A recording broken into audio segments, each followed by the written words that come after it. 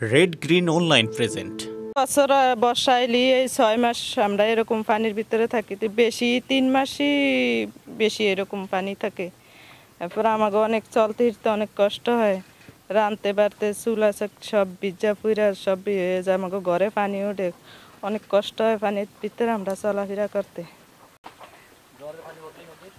নদীর জোয়ারের পানি উঠলে মনে করেন এরকম সব কিছু বুইরা যায়, সব ডুবে যায়।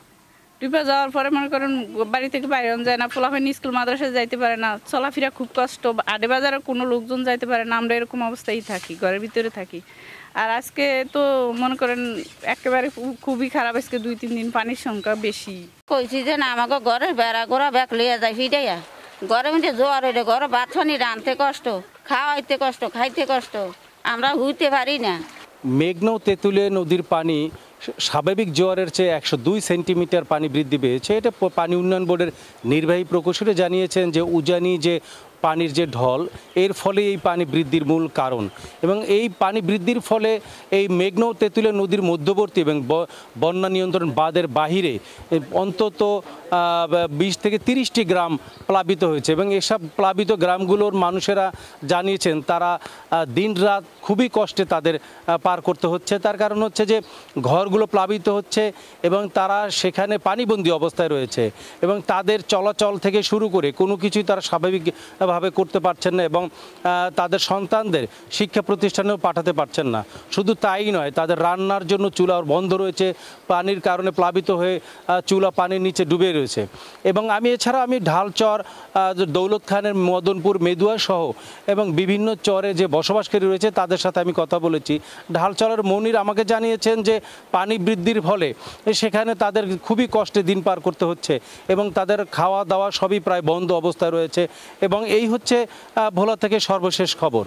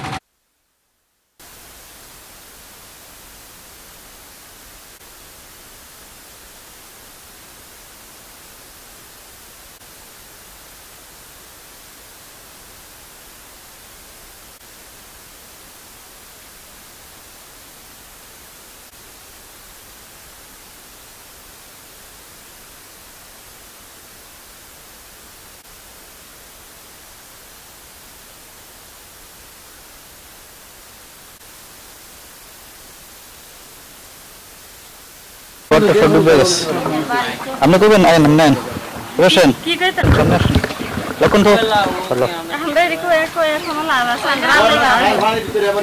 আবুর বাড়ির মতো আমার অনেক বড় লম্বা। আর তো আপনার দোনো আসলে বুঝছেন।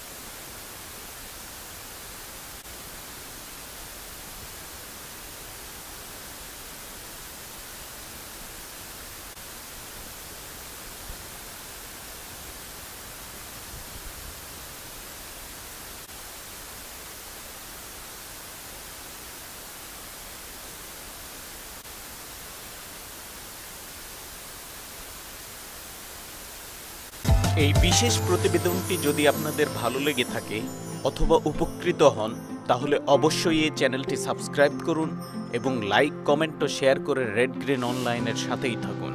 Thanks to everyone, red green online.